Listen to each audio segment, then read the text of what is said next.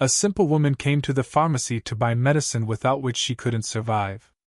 If she didn't take it, she would have a seizure.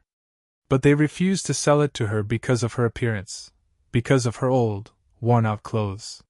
She was humiliated like an animal and thrown out into the street.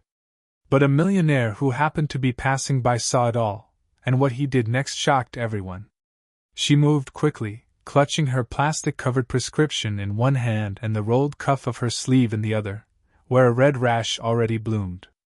Her epilepsy medication, Keppra, was due now. Her dosage was regular, her need urgent.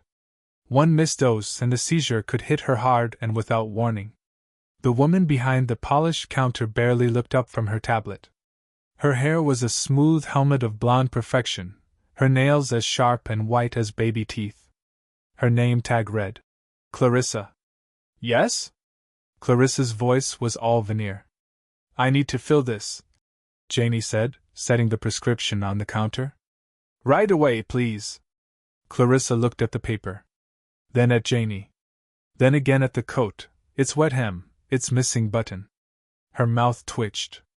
This is a private pharmacy, Clarissa said slowly, as if speaking to someone hard of hearing. We don't take Medicaid. I can pay, Janie replied, pulling out her wallet, a Velcro thing from a flea market. Inside was cash. Crumpled but real. Clarissa's nostrils flared like she'd smelled something sour. She didn't reach for the prescription. She reached under the counter instead, pressing a small button, subtle but deliberate. Ma'am, she said, you'll need to leave. I'm not here to loiter, Janie said, her voice cracking with the first breath of panic. This medicine, if I don't take it, I could have a seizure. Please. I'll pay. A chuckle came from behind her. Two men in suits, one flipping through a magazine, the other holding a smoothie, had turned their attention to the scene. Hey Clarissa, the smoothie man said, grinning. You guys letting in the rain rats now? Janie turned. Her cheeks burned. I'm not homeless. The magazine man snorted. Could have fooled me. You smell like a soup kitchen. Clarissa didn't intervene. She leaned on the counter, lips pursed in bored contempt. Ma'am, if you don't leave, I'll have to call. Too late. The security guard was already there. Big, bald, and indifferent. She's causing a scene, Clarissa told him. Just remove her. Janie's voice rose, desperate now. I have epilepsy. I will have a seizure if I don't. The guard grabbed her arm. Let me go. Ma'am. I'm not stealing. He shoved her out the door with the grace of a man moving furniture. Janie's sneakers slipped on the wet tile, and the world tilted. The rain hit her like a slap. Then came the curb. The cold. The pain. She hit the sidewalk hard, head first. Then, nothing. No thunder, no light, no voice. Only the rain. And a pair of Italian leather shoes stopping inches from her face. Jesus Christ, the man said. His voice wasn't shocked. It was angry. Rain pooled in the gutter like ink, bleeding toward the storm drain. Janie lay motionless, her face half-soaked, her lips parted, eyelids fluttering in a way that suggested the seizure had already begun to form in the storm behind her eyes. The man crouched beside her, his expensive trench coat dragging through the filth without a second thought. Call 911, he barked over his shoulder. His driver, a wiry man in a crisp gray suit, already had his phone out. On it, Mr. Kerrigan. A light from the pharmacy's vestibule flickered. Clarissa, now clearly visible through the glass, peered out with wide, unblinking eyes, but didn't open the door. The man took off his coat and wrapped it around Janie's shoulders, steadying her head against his knee. Hey, he said, his voice lowering. You with me? Janie groaned. Her fingers twitched. He touched her cheek, then turned toward the glass doors. The pharmacist, the security guard, the two smug suits, still watching. Still unmoved. He recognized them. All of them. This was his pharmacy. Carrington's Apothecary had been an acquisition, one of 100 under his firm's umbrella. Boutique healthcare, Personalized medicine, a high-end rebranding of something once humane. He'd signed the purchase agreement 2 years ago. Never thought much of it since. But now, his eyes narrowed. The ambulance arrived within minutes. Blue lights strobed against the marble facade as 2 EMTs stepped out with a gurney. The driver briefed them quickly, and they moved to work, lifting Janie with care. She stirred but couldn't form words. Her hand clenched the trench coat still wrapped around her. She had a seizure? One paramedic asked. Close to one, the man answered. Didn't get her meds. She's lucky, the EMT replied. If she had hit her head harder. The words trailed off. The man rose to his full height as they loaded Janie into the ambulance. His suit was damp. His jaw locked in cold fury. What hospital? He asked. Mass General. He nodded and turned back toward the pharmacy. Past the driver. Past the onlookers. Straight through the automatic doors. Clarissa paled. Sir, you can't just. I'm Elliot Kerrigan, he said. You sold me a lie. Clarissa opened her mouth, then closed it. The 2 suited men shrank against the vitamin aisle. Elliot's voice dropped to something lethal. You threw a woman onto the street for looking poor. You denied a prescription she needed to survive. And then you stood there, watching her seize. Clarissa sputtered. I didn't know, she looked like. Like what? Like she didn't belong here? Security stepped forward again, but Elliot waved him off. Get her name. Every customer involved. That guard's name too. He turned to Clarissa. You're done. She blinked. I'm sorry. No. You're not. But you will be. Elliot left without waiting for more excuses. Outside, his driver was already in the Bentley, engine running. Mass General, Elliot said, his voice flat. Yes, sir. As the car pulled into traffic, Elliot sat back and stared through the windshield, watching the rain peel off the city like a dirty film. His fists clenched. He had seen a lot of cruelty in boardrooms and negotiations, but something about that girl's eyes, panicked, honest, full of undeserved shame, had shaken something loose in him. A memory. A promise. A past he had buried with his mother in a public cemetery 20 years ago. The Bentley turned left onto Cambridge Street. Inside the ambulance ahead, Janie stirred. And Elliot Kerrigan, billionaire, investor, and corporate executioner, prepared to burn his own empire to the ground. The fluorescent light above Janie's hospital bed buzzed softly. She blinked against the white, sterile ceiling, then flinched. The ache in her skull was dull but deep, like something lodged behind her eye. Her fingers curled into the scratchy hospital blanket.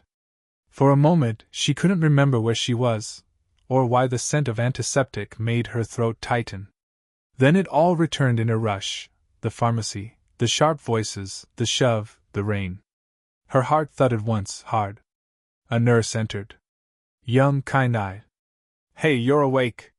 You gave us a scare. Where? Mass General. Paramedics brought you in just in time. You didn't seize, but you were close.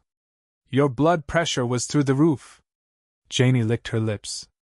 My medication? The nurse nodded and held up a small pill cup. Keppra. 2 tablets. You're good now. The man who brought you in insisted we give them right away. He stayed, by the way. All night. What? The nurse smiled. He's in the hallway. Been pacing like a lawyer in court. Said his name is Elliot. Janie's breath caught. She didn't know an Elliot. Not personally. Just flashes, Italian shoes, a trench coat in the rain, a sharp voice cutting through the chaos. The nurse patted her hand. You rest. I'll tell him you're awake. A few minutes later, the door opened again. Quietly. Like someone trying not to wake a child. Elliot Kerrigan stepped inside. No suit jacket. No tie. Just a plain white shirt rolled at the sleeves. His eyes were sharper than Janie remembered. You okay? He asked. Janie nodded slowly. I think so. He stood there for a beat, then pulled a chair closer. Saturday, They told me what happened. You have epilepsy? Yes, she whispered. Since I was 16. You tried to buy your prescription and they… He stopped. The fury was still in his jaw. They threw you out. Janie looked down. They thought I was… homeless?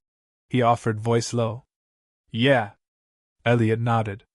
They thought that about my mom once, too. When she fainted on a bus stop bench. Janie blinked. What happened? He leaned forward, hands clasped. She died before the ambulance came. I was 17. Couldn't afford her medication either.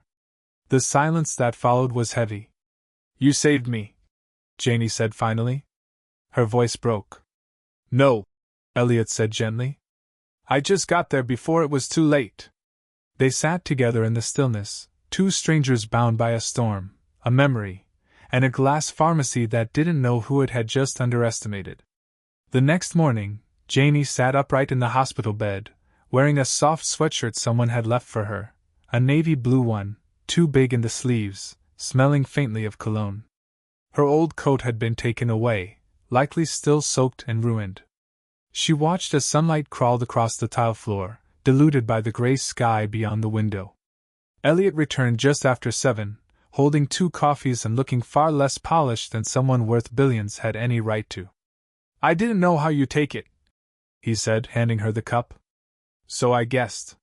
She sipped and smiled. Cream, no sugar. You guessed right. I used to get my mom's coffee every morning. I never got it wrong. He sat beside her, sipping his own. The silence between them was more comfortable now, a quiet thread of understanding stretched between two lives built on survival. I looked up your chart, Elliot said. Hope that's not weird. I own the hospital's parent company. Janie laughed once. Weirder things have happened. I wanted to make sure you'd be okay. I am, she said. Because of you. He shook his head slowly. Because you fought. You came in there alone and demanded what you needed. You shouldn't have had to. She looked down at her hands. It wasn't the first time I got treated like that. Probably won't be the last. Maybe not, Elliot replied. But it'll be the last time they get away with it. Janie looked up. I meant what I said. He continued. That pharmacy? It's mine. I signed the acquisition papers myself. Clarissa, the pharmacist? Fired. Security guard, too. Those customers? Already flagged in our system. They'll never shop in one of my stores again. You don't have to do that, Janie said, though something deep in her chest bloomed warm. I do, Elliot said. Because for too long, I built things for people like them. I thought exclusivity was success. But watching you lie on that sidewalk in the rain, I realized how wrong I've been. Janie blinked, stunned into silence. Elliot leaned back, voice softer now. You reminded me of my mother. Not just how you looked, but how you stood your ground, even when everyone tried to humiliate you. She did the same. Until she couldn't anymore. He paused. This, what happened to you, it's not just a bad look for Carringtons. It's a moral failure. And I'm going to fix it. Janie studied him carefully. You sound like a man planning revenge. Not revenge, he said. Redemption. 2 days later, Janie stood in front of Carrington's apothecary again, but this time, not alone. She wore fresh clothes, a long gray coat, clean jeans, and boots Elliot had insisted she keep. Her hair was brushed back in a soft ponytail. Her eyes were clear, steady. Beside her stood Elliot, dressed in black slacks and a turtleneck, the kind of outfit that didn't shout money, just whispered power. A black SUV idled at the curb. You don't have to come in, she said, half turning. I do, Elliot answered. They stepped through the sliding glass doors. The same chime. The same sterile air. But the atmosphere had changed. The place was emptier now, the once busy cafe counter shuttered. The smooth-voiced barista gone. So was Clarissa. The new pharmacist at the counter looked up with nervous eyes. Janie's gaze drifted to the spot on the floor where she'd fallen. I saw the footage. Elliot said beside her. I had it downloaded and reviewed. Every minute. They laughed while you begged. Janie said nothing. She didn't need to. Her silence was a form of thunder. A tall man in a gray suit stepped out from the back office, clipboard in hand, brow sweating.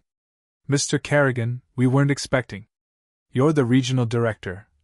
Elliot cut in. Richard Wright? Yes, sir. Effective immediately, this branch of Carrington's is under internal review. Your staff will be reassigned. This location will be closed for retraining and repurposed. Repurposed? Richard stammered. Janie watched him squirm. Elliot pulled a folder from under his arm and slapped it on the counter. Inside, papers. Contracts. Plans. This pharmacy will reopen in 6 months under a new name. No membership requirements. No silk robes for aspirin. Just medicine. For everyone. Janie blinked. You're really doing it. Elliot looked at her. You started it. She stared at the logo on the wall behind the counter, Carrington's Apothecary etched in silver glass, and watched it flicker under the harsh ceiling light. It looked suddenly tired. Obsolete. You're closing it, she said. I'm cleansing it. Elliot corrected. Richard stood speechless. Customers had begun to notice the shift. One woman gasped as Elliot removed the brass plaque by the entrance with his own hand. Janie turned to him. What will you call it? He glanced sideways at her, a rare softness in his expression. Collins Pharmacy, he said. If you'll allow it. Janie's breath caught. I want to name it after the strongest woman I've seen walk through those doors. The papers were signed that afternoon. Elliot insisted Janie be there, not as a witness, but as a co-signer. A gesture that startled the legal team, and judging by the widening eyes across the sleek glass conference table, made several board members very uncomfortable. This is irregular, murmured a man in a pinstripe suit, flipping through the amended contract Elliot had handed him. She's not an employee, added another. And certainly not a partner. Elliot didn't flinch. She is now. Janie sat beside him in a borrowed blazer, her hands folded in her lap. She wasn't trying to appear powerful, she simply was. Something had changed since the rain. Something that couldn't be undone. Janie Collins is the reason this company's going to survive, Elliot said coolly. You want PR damage control? You want redemption? Then you put the name of a woman who lived through your failure right on the building. Right on the prescription bags. You let people know who saved it. He didn't look at her as he spoke, but Janie could feel the weight of it, like sunlight through a window she hadn't opened in years. The room fell silent. Then, one by one, the board members nodded. Contracts passed across the table. Pens scratched. And at the end of it all, Janie signed her name, slow, deliberate, a little in disbelief, beside Elliot Kerrigan's. When it was done, Elliot turned to her. You okay? He asked, quieter now. She nodded. I think so. I want to show you something, he said. They left the tower, no press, no entourage. Just the two of them walking down Tremont Street, past the glinting windows and cobbled sidewalks, until they reached a modest corner building with a For Lease sign taped inside a dusty pane. This is it, Elliot said, unlocking the door. Inside, bare floors, brick walls, a counter covered in dust. Sunlight spilled through the skylight above. This is where we'll build it. No gold accents. No designer wellness shelves. Just a place where anyone can walk in without shame. Janie turned slowly in the empty space, the echo of her boots chasing her breath. And you want me to help run it? Elliot smiled, something boyish in his face for the first time. I want you to build it with me. The right way this time. She stared at him, really stared, and for the first time, let herself believe this might not be a rescue. It might be the start of something. Not charity. Not pity. Partnership. The backlash came swiftly. By Friday, the story had hit the news. Billionaire Elliot Kerrigan shuts down luxury pharmacy after alleged patient mistreatment. From sidewalk to signature, Who is Janie Collins? Photos surfaced. Grainy shots of Janie collapsed in the rain, Elliot kneeling beside her, the trench coat soaked through. Then clearer ones, leaving the hospital together, her eyes squinting in the afternoon sun. Some headlines praised him. Others questioned his motives. Do you see this? Janie asked, phone in hand. They sat on the floor of the soon-to-be Collins pharmacy, surrounded by blueprints and paint swatches. Elliot was cross-legged beside a tablet, scrolling through counter designs. He didn't even glance up. I see it. They're calling me your savior, she said, like the word tasted strange. Elliot raised a brow. You are. They think we're dating. He looked up now, something unreadable flickering behind his eyes. And are we? Janie blinked. I didn't mean. It's okay, he said quickly, his voice softening.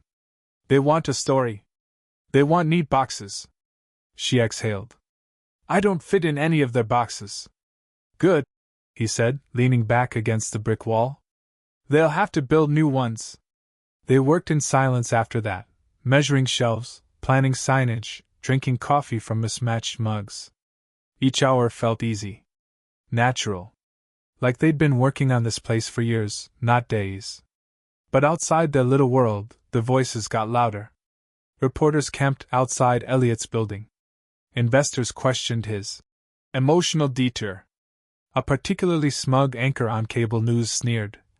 A billionaire turns a profit palace into a charity case. For what? A woman he met on the sidewalk? Janie saw the clip on her lunch break. She didn't cry. But her hands shook. That night, Elliot appeared at her door, windblown and furious. Give me your phone, he said. What? I'm getting you a new number. And I'm hiring a publicist. And a lawyer. I don't need.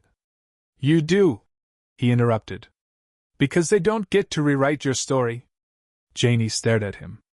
Why are you doing all this? He hesitated. Then, because I should have done it years ago. For my mother. For the people we forgot in the name of polish and prestige. And now I've got one shot to make something real. And you're the only one who's shown me how. Janie didn't reply. She just stepped aside and let him in. By the time fall came to Boston, the leaves had turned to fire. Bright streaks of amber and rust lined the streets outside the soon-to-open Collins pharmacy, and the faint smell of cinnamon drifted from a nearby bakery. Inside, Janie stood at the main counter, running her hand along its newly sanded oak surface. Real wood. No plastic shine, no marble meant to impress, just something honest and built to last. Counter's perfect, she said, mostly to herself. You're perfect, came Elliot's voice from behind her. She turned, brows raised. He smiled. I meant the counter. But I stand by both. That caught her off guard. Not because of the words, he'd been kind to her since day one, but because this time, his voice held something different. Unarmored. Quietly certain. She looked at him, really looked. The tailored coat he wore was speckled with sawdust. His hands, calloused now from weeks of physical work, held a clipboard like it was a second language. His eyes, usually scanning for numbers or deals, had begun to linger on her. You're not who I thought you were, she said softly. Elliot approached. That makes two of us. She looked away. You could have just written a check? Made a donation, fired some people, walked away. Yeah, he replied. But then I wouldn't be here. With you. Silence again, comfortable, tentative, and charged. Janie turned to the front window, where the new signage was being installed outside. Collins Pharmacy. Underneath it, in smaller gold letters, care without conditions. They're going to say we're a fairy tale, she murmured. Let them, Elliot said. This world could use a few. The door opened suddenly, and the sound of hammering echoed in from the back hallway. Delivery, called the foreman, wheeling in the last of the display cabinets. A young girl followed behind, maybe 22, carrying a basket of locally made soaps and handwritten thank you notes. Janie smiled at her. We're not open yet. I know, the girl said, her cheeks red. I just wanted to say thank you. My mom's been skipping her meds for months 'cause we couldn't afford the brand name place uptown. But she read what you're doing and cried. Said someone finally remembered us. Janie swallowed hard. Tell her we'll be ready next week. Outside, someone snapped a photo. Janie saw the camera in the corner of her eye but didn't flinch this time. Let them film. Let them wonder. This wasn't a performance. This was what Ern looked like. And maybe, just maybe, what love was starting to look like too. The morning Collins Pharmacy opened, the line wrapped around the block. No velvet ropes. No checklists. Just people, real ones. Seniors holding hands in plastic gloves, a mom bouncing a toddler on her hip, a man with a war-worn jacket and nervous eyes. And among them, reporters, skeptics, curious influencers with phone cameras drawn like weapons. But inside, Janie was calm. She wore a soft green cardigan, hair pulled back neatly, a name tag that simply read, Janie. No last name. No title. Just presence. Elliot stood beside her at the entrance, in a charcoal sweater and jeans. No fanfare. No PR team. Just him. You ready? He asked. She looked out the window where the crowd waited, so many faces like hers. Forgotten. Scraped. Stronger for it. I've been ready my whole life, she said. He opened the door, and the bell chimed. The first customer to enter was an elderly man in a fraying Red Sox cap. He stopped short, eyes wide. Am I in the right place? He asked. I thought this was some new rich people place. Janie smiled. You're in the right place, sir. He fumbled with his prescription. They always say I need insurance. I don't have any. Elliot stepped forward. You don't need it here. We work with everyone. Sliding scale, generics when available. And if it's urgent, we find a way. The old man blinked, then nodded. His hands shook slightly as he passed the paper across the counter. More followed. A girl who couldn't get her insulin refilled. A college student with dark circles under his eyes. A man who whispered, I used to steal pills when I couldn't afford them. Not proud of it. No one was turned away. In the back, a volunteer nurse distributed pamphlets on affordable care. In a corner, a small bulletin board displayed community job postings and AA meetings. And just beneath the register, a wooden box marked, Give what you can, take what you need. The cameras kept rolling, but the narrative shifted. No longer just a billionaire's whim or a viral redemption arc, this was a movement. Midday, Janie stood by the window, watching a child point to the gold-lettered sign above the door and ask her mother, Is that the lady's name? And when the mother answered, Yeah, baby, it is, Janie felt something shift inside her, like a weight she didn't know she carried had finally lifted. Elliot joined her, hands in his pockets. You seeing this? I'm feeling it, she replied. They didn't speak for a while. The crowd came and went. The bell rang again and again.